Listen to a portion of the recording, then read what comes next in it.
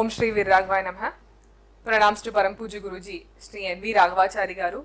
Pranams to my father and my Guru, Professor NVRA Raja Garu. Jai Meena2 to everyone. In our series of discussing about the pillars of Meena2 Nakshtra Siddhantha, we have studied many important topics. We've covered the great pillars holding the system together. And in a similar session today, we'll be discussing on the Binnapada theory, which is also one of the most important topics in Meena2 Nakshtra Siddhantha and is widely considered as a sub-pillar of Meena2 Nakshtra Siddhantha. Throughout our series, we have stressed the importance, the greatness of Meena2 Nakshtra Siddhantha, its importance in stellar astrology. And the Moola Mantra of Meena2 Nakshtra Siddhantha is: planets posited in a sign may not deliver the results, but the star lord delivers the result, be it favorable or unfavorable. So, when you look at the planets posited in a Rasi, and we are looking at similar horoscopes, the horoscopes might look very similar when you are looking at them from an outward point of view. Planets are placed in the same Rasi. However, it is very important to see which nakshatra is the planet posited in and where is the nakshatradipati, where is the star lord posited in the horoscope. The star lord influences the planet. And that is the Moola Mantra of Meena2 Nakshtra Siddhantha. And there have been many breakthroughs made by Param Puja Guruji in this, in his research, in his penance to go and explore the deepest secrets of Naadi Siddhantha. And it is during this that he has made many path-breaking discoveries which have emerged in the form of the pillars that we've already discussed about. And Binnapada concept is also one such space that is unique to Meena2 Nakshtra Siddhantha, which again emphasizes, double underlines the importance of a star lord, the importance of nakshatra in giving predictions. Now let us talk a little bit about what a Binnapada means and what are the Binnapada, Binna Nakshatra Padas in the zodiac. We all know there are 27 nakshatras spread across the zodiac and there are 108 padas. So Mesha starts with Ashwini, Bharani, like that till Revati. There are 27 nakshatras in the zodiac. And you know, each zodiac has 9 padas. Each zodiac consists of 9 padas. This is something we already know and we are familiar with. So each sign can accommodate 9 padas, and each sign means what? It can accommodate 3 nakshatras and 9 padas, which is essentially 2 whole nakshatras. Each nakshatra has 4 padas, so 2 whole nakshatras fit in there and 1 pada. So 2 1/4 of a part of a nakshatra it accommodates. In that space, you will find that some nakshatras spread across 2 signs. So if we start with Ashwini, Bharani, Kritika. In Mesha, Kritika has only 1 pada and the rest are spread across. Kritika 2, 3 and 4 are spread across 2 signs, Mesha and Taurus, Aries and Taurus, Mesha and Rishabha. Similarly, in Taurus also, Kritika, Rohini, Mrigashira. Mrigashira also there is a split of the first 2 padas and Mrigashira 3 and 4 spread to Gemini. Similarly, again Mrigashira, Aridra, Punarvasu 1, 2 and 3 are in the Mithuna Rasi in Gemini, and Punarvasu 4 comes to Karkataka Rasi. Right, and this cycle ends here. Again I start from the 5th house in Leo. Maka, Pubba, Uttara, again there is a break. Uttara, one pada is there in Leo in Simha Rasi, and Uttara 2, 3 and 4 are in Kanya Rasi. Similarly, Chitta 1 and 2 here in Kanya Rasi in Virgo, and Chitta 3 and 4 are in Tula Rasi in Libra. Similarly, Vishaka 1, 2 and 3 are here in Tula, and Vishaka 4 gets into Scorpio, and there again this cycle is stopping. Again a new cycle starts at Sagittarius, where Sagittarius Uttarashada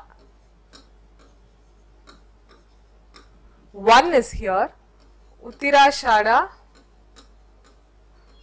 2, 3 and 4 get into Makara Rasi, Capricorn. Again there is a split of Dhanishta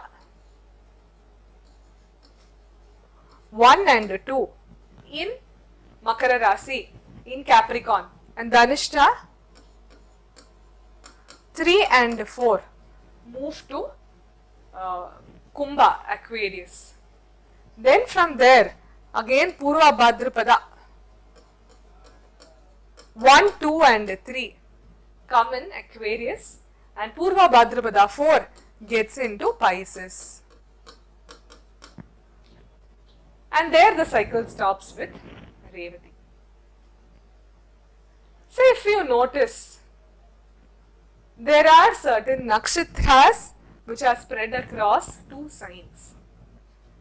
They are called as Binnapadas. So Kritika is a Binnapada Nakshatra.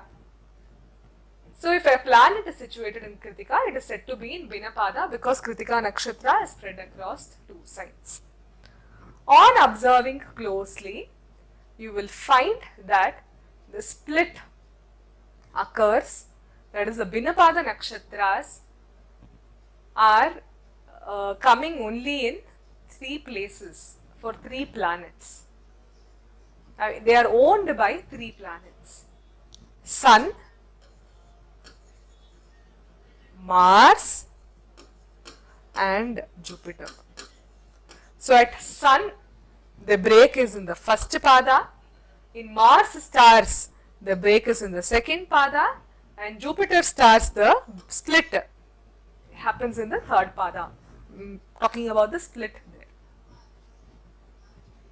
So if you see Kritika Nakshatra, 1st pada splits. There is a split happens after 1st pada. Mrigashira, the split happens after 2nd pada. Punarvasu, Jupiter Nakshatra, the split happens after 3rd pada. Similarly, Uttira split happens after 1 pada. Then again Chitta split happens after 2nd pada. Chitta 1, 2, then the split happens 3, 4 there. Vishaka after 3rd pada. So there is a cycle that gets repeated here. And that cycle also is very, very interesting to note. That cycle also gets repeated here amongst one entire cycle gets completed. In Binnapada, spread does not happen. So it happens here. If you see, here it starts, the cycle ends here 1, 5, and then a new cycle starts in 9, and then it ends here. This 1, 5 and 9 houses only. Cycle starts in the 1st house, 2nd cycle starts in the 5th house, the 3rd cycle starts in the 9th house. And the Binnapada split is also happening in Sun, Mars and Jupiter Nakshatras. Right, so if you see very closely the zodiac, look at the beauty of this concept of Binnapada. We'll talk about why it is important. In predictive astrology, what is its significance? We'll talk about that. But let's first understand and appreciate the beauty of this concept, how important it becomes. So if you see, the split happens in Sun Nakshatra, Mars Nakshatra and Jupiter Nakshatras only. And they are the owners of our first natural trine, the first natural trikona, first, fifth and the natural ninth houses. They are the three fiery planets. Lagna, fifth house and ninth house. Mars, Sun and Jupiter, they are the natural first, fifth and ninth lords. And they are the most important fiery planets. And through Binnapada, and it is their Nakshatras, if you see, where the split is happening. And through the split, if you notice, very closely, if you notice, through the split, Sun Nakshatra, first pada split happens. Only in these three Nakshatras, Sun, Mars and Jupiter. Let us just, pause and absorb the beauty of this concept before we get into the mechanics of how do we use this in predictions. That is again, that concept is great in itself when we move to the predictive part of Binnapada. But let's just pause and appreciate the importance of this concept. So if we see here, the Sun Nakshatra split happens, so it touches the first two houses. Mars Nakshatra split is happening, so it touches the second and third houses. Jupiter Nakshatra split happens, it touches the third and fourth houses. So there is a dual touch happening there. Through this, if you see, through these Nakshatras, if you see, there is always a touch of Sun, Mars and Jupiter on all the 12 houses. So there is always a fiery touch coming in for Sun, Mars and Jupiter. And they are connecting, they are holding the entire zodiac together. And they are our natural starting points, 1, 5 and 9. They are the natural starting points in our zodiac. The Lagna, 5th house and the 9th house. Without fire, fire is the beginning of life. Without fire, one cannot live. One just cannot live without the fire. It's a starting point. There is a fire burning even inside us. Right? The prana, without fire you cannot live. And that fiery touch is important in many other aspects of life. Starting point is Mesha. And that fiery touch is important in many other aspects of our life. It's a start. Fire is the provider of life. Sun is the source of energy, source of life for everybody on earth. Sun is the center of our galaxy. Then Mars and Jupiter, fire of knowledge. Mars is the fire to go act. That fire is missing anywhere. The fiery touch or fiery planets are not placed very well. You can see any person's life, that life itself becomes dull. There is no passion in that person to live. There is a health affliction if fiery planets are not well placed in a horoscope. That's why any horoscope, Sun, Mars and Jupiter are very important planets. So if somebody has to succeed in their career, a fiery touch should be there. If someone has to move through in their life, you're performing a homa, fire touch, Jupiter should be there, Sun should be there. Let's strive for action, Mars should also be there. Any important aspect in your life, to move ahead, I want to move ahead, I want to succeed in life, I want to attain a higher space of enlightenment, I want to move forward. All of this is driven by passion. Is driven by that passion, is driven by an inner fire. Passion is, yes, what drives passion? Fire drives it. Even you also need a fire to give up this materialistic world and say, no, I want to give this up, I want to kindle the spiritual fire within me. That is also fire, which is Jupiter.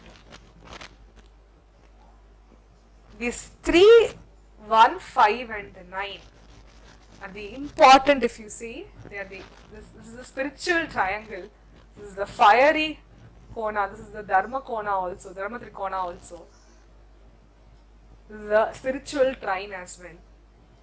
This is a very important component of any horoscope. And through Binnapada, see the beauty, how important the concept of Binnapada is. The Binnapada Nakshatras are also happening in Sun, Mars and Jupiter Nakshatras.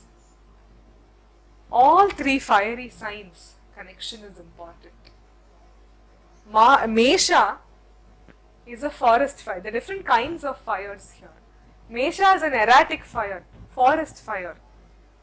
It's a huge fire in itself. That's a huge form of uncontrolled energy. Same come to Leo. Leo is a controlled fire, focused, more focused energy, more controlled energy. There's a direction to that fire.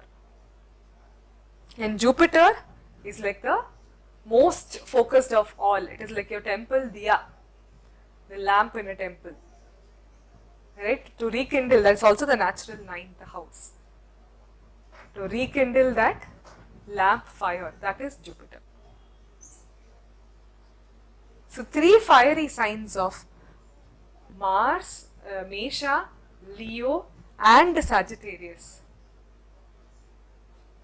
That connection, these 3 fiery signs connection is very important. And their natural lords 1, 5 and 9. That touch is important for success in any sphere of life. That forest fire, uncontrolled passion to be tamed by that Leo of a little more controlled fire, and then your temple diya, temple lamp, which is like more focused, right? So all the 3 touches important. It's the 3 stages of, the evolution of the fire within us as well. Even when you see the symbol, Mesha is a goat. It's a powerful animal itself. Leo is lion, the most powerful animal. Transitions to Sagittarius, man on a horse. Man controlling one of the fastest animals, horse, with the focus to say, I want to go achieve this. That is Sagittarius.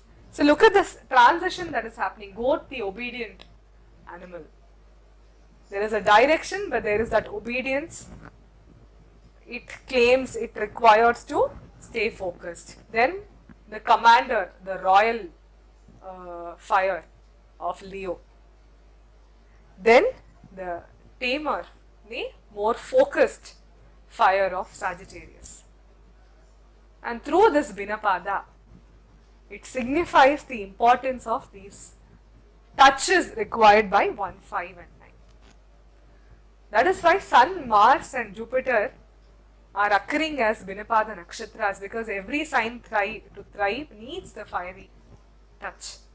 And the Sun, Mars or Jupiter, all the zodiac signs, if you see, all the zodiac signs acquire the fiery touch of this 1, 5 and 9 lords. All the zodiac signs get that touch of 1, 5 and 9. So that fire is essential for any bhava to thrive. That is very important. So now that we appreciate the concept of Binnapada, what do you mean when I say a planet is in Binnapada? Let us look into that as well. Now what does it mean when we say a planet is in Binnapada? Suppose a planet is in Kritika Nakshatra here, it means that the planet gains connection to both Mesha and Taurus.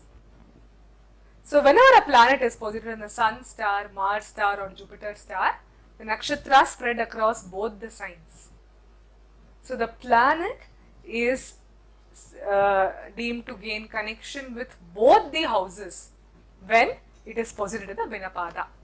And that is one of the most important sutras given by Param Pujya Guruji, Sri N.V. Raghavachari Garu in this 40 sutras when he has given in Practical Stellar Astrology books. This is a very unique concept in Binnapada that Param Pujya Guruji has given, that whenever a planet is posited in Binnapada Nakshatra, it spreads across both the houses, then it's said to have gained connection to both the houses, and it also gives the results pertaining to both the houses. That is the importance of looking at a Binnapada Nakshatra.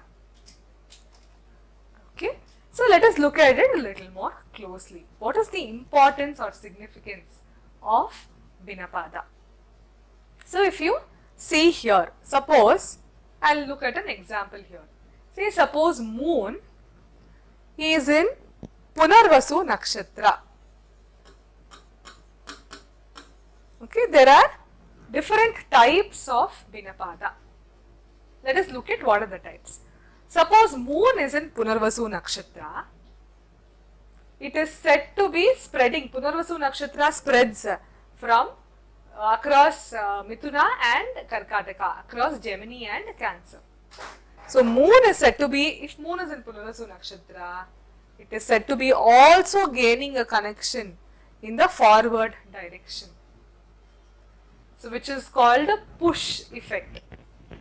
So all these signs are pushing because of its Binnapada. This rest of the padas of moon are having a push effect onto the next sign. And this is said to be in forward Binnapada.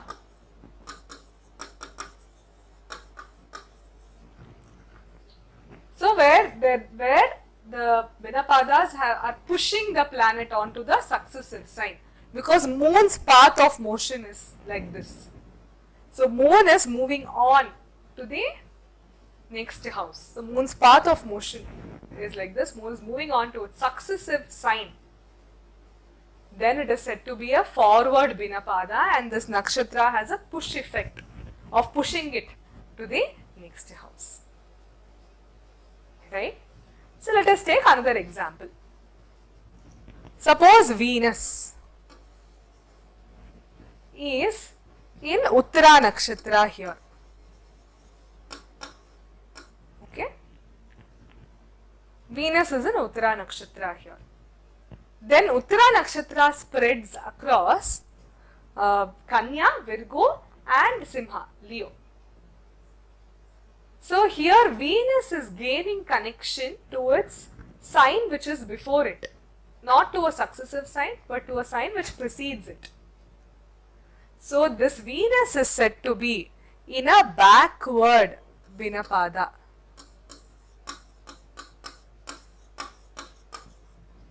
This Venus is said to be in backward Binnapada if it is in Uttara Nakshatra in Kanya Rasi, because then it has a pull effect. It has a pull effect. The Uttara Pada here has a pull effect on Venus, pulling it out of Kanya. So this becomes a pull effect. This is the push-pull effect of Binnapada. Right? I am not getting into the details of it here. You will be able to learn more about it when you go through Practical Stellar Astrology book. Even in my book, Nakshatra, a little bit I have detailed on it, and there is a lot of research that has come around Binnapada as well. So this is the push and the pull effect, and the planet is said to be in forward Binnapada or a backward Binnapada. The same Venus is in Chitta Nakshatra in Kanya Rasi. It will be said to be in a forward Binnapada because it is getting pushed on to the successive sign. Because if it is in Chitta here, if Venus is in Chitta here in Tula Rasi, it is said to be in a backward Binnapada because it is gaining connection with a sign that is preceding it. So there is a beauty of being in Binnapada. So we are now looking anyway at Venus as an example. Let us look at that only. There is a beauty of being in Binnapada. Generally, if Venus is placed in Kanya Rasi, Virgo is a debilitation sign for Venus. and we say Venus is debilitated. However, if Venus is in Uttara Nakshatra, through the pull effect, it is said to gain a connection with the preceding sign, which is Leo, right? So, if Venus is in Uttara Nakshatra, in Kanya Rasi, in a Binnapada Nakshatra, then it is said to be pulled out of its debilitation. If that same Venus is in Chitta Nakshatra, again a Binnapada, it is gaining connection with its successive sign, with a forward sign. So then the Venus is said to be pushed out of debilitation in a forward Binnapada. See, in both the cases, we will not really consider the effect of Venus to be in Nicha or debilitated, because it is gaining connection and moving. In Uttara it is moving backward, in Chitta it is moving forward. So we will not say somebody look at Sukra and say it is in Kanya Rasi, it is debilitated. No, we will have to look very closely as to which nakshatra is Sukra posited in. If it's Binnapada, then it is gaining connection. It's either being pushed out or pulled out of debilitation. So that is a very important concept to note here in Binnapada.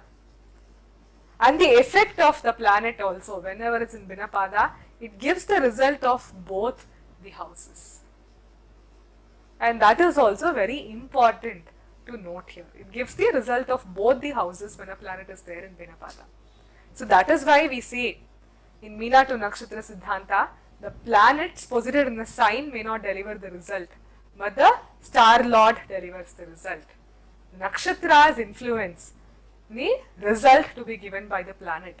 So outward, if we see, Venus must be looking, suppose Venus is in Kanya Rasi, outward it might look like debilitation, but on looking closer you should see which nakshatra is Venus in Kanya Rasi. There are 3 nakshatras here, Uttara, Hasta, Chitta. If that Venus is in Uttara, it is in Binnapada, it is moving out. If it is in Chitta, it is being pushed out again. Same is the case for many other positions of planets. And it plays a very important role, especially when we are studying Sashtashtaka positions, Saptama positions, everywhere with respect to other planets in Gochara. It has a great application, which we deal with in depth in our JKR Astro Research Foundation classes as well. But this Binnapada is a very important concept, which again, as I've already mentioned earlier, double underlines the importance of nakshatras and predictions. With this, I would like to close this discussion on Binnapada here. Hope you understand and appreciate this concept and also absorb the importance of nakshatras in the role of predictions. With this, I will get back to you. Please do stay tuned to Meena2 online channel. We will get back to you with further series on the pillars of Meena2Naadi Siddhantam and its applications as well. Jai Meena2.